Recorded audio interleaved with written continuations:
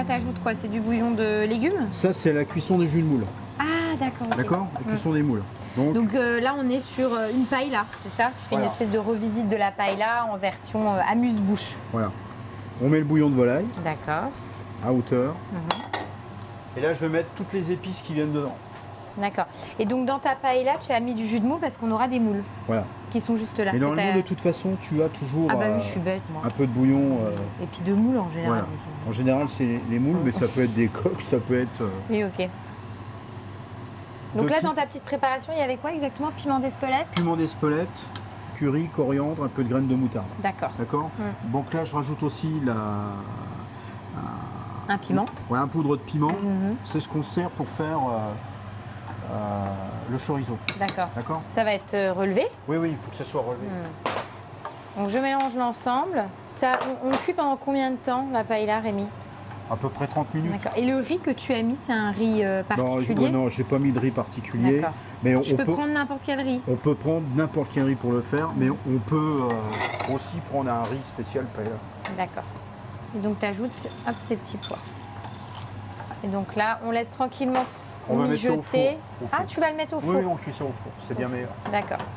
Donc là, je remets un peu de safran qui vient de Plombières les Bains. Donc c'est un produit vosgien. Voilà, safran des Pailloux. Un produit du coin. Ouais, ce qui fait, c'est vachement bien. Donc on met ça au four. Et pendant ce temps, on va s'occuper après de... On va s'occuper des tripes Oui. avec les gambas. D'accord. Et on va mettre aussi la langue en route. D'accord. Hop, ta casserole, donc ça c'est quoi exactement? Ça, c'est les tripes. D'accord. Que tu as cuit comment? Alors ça a été cuit la veille. Donc moi, je l'ai cuit au cidre. D'accord. Au cidre... Tu le cuis la veille? Oui, parce que les tripes, il faut au moins 5 heures de cuisson minimum. Ah oui, d'accord. Mais moi, toutes ces cuissons longues, je démarre ça toujours la veille. Comme ça mijote toute la nuit. D'accord. Ça compote tranquillement. Voilà à quoi ça ressemble. D'accord. Et tu sais que ça sent super bon. Hein. Mais ça sent super bon. Alors comme ça, franchement, tu me dis pas que c'est des tripes, j'aurais envie d'en manger. Non, mais ce qui change complètement, c'est le fait de les cuire au cidre. D'accord. Ça adoucit les tripes complètement, parce que les gens n'aiment pas les tripes. D'accord. Et justement, le but, c'est de faire aimer un produit que les gens n'aiment pas. Toi, je sais que tu as horreur de ça. Donc ça me fait plaisir d'essayer de t'en faire manger. En fait, tu as envie d'être tout seul à Nouvel An, toi. Mais ça ne me dérange pas d'être tout seul au Nouvel An. Moi, du moment que je me fais plaisir, c'est l'essentiel. Ok. Bon, les tripes, on les laisse, on va s'occuper de la langue, on va la couper. On va la couper. Donc ta langue, donc ça, c'est de la cuit... Alors ça, c'est pareil, des cuissons longues comme ça. Combien de temps? Comme un cuisson? pot-au-feu. Moi, c'est pareil, je démarre ça la veille. D'accord. Je la blanchis. Oui. Je remets une garniture aromatique dedans, je remets de l'eau à hauteur. Je fais bouillir avec des herbes. Ah, et tu mets au four aussi? Non, je ne mets pas au four. Hein, je la fais bouillir et je cuis ça à la flamme toute la nuit. D'accord. Le lendemain, je récupère. Ouais, c'est fondant. T'as une cuisson qui est fantastique. Puis et ta langue, elle va se retrouver dans la paella, alors? Non. Ah non, j'ai rien compris, moi. Si. Si. Bah alors, arrête de me faire des blagues comme ça, d'accord. Donc la langue dans la paella et les tripes avec les gambas. Voilà, c'est ça. Mais comment t'as eu cette idée de te dire, tiens, je vais faire des tripes, de la langue à Nouvel An? T'avais envie de me faire plaisir? Non, mais si tu veux, on fait quoi au Nouvel An? On travaille toujours les mêmes choses, quoi, finalement. Foie gras. On travaille du foie gras, de Oui, la on truffe, reste sur du beau produit. du homard, des langoustes. Voilà, il faut changer un peu. Et puis je te dis, dans l'air du temps, voilà, peut-être que les gens ont un peu moins d'argent.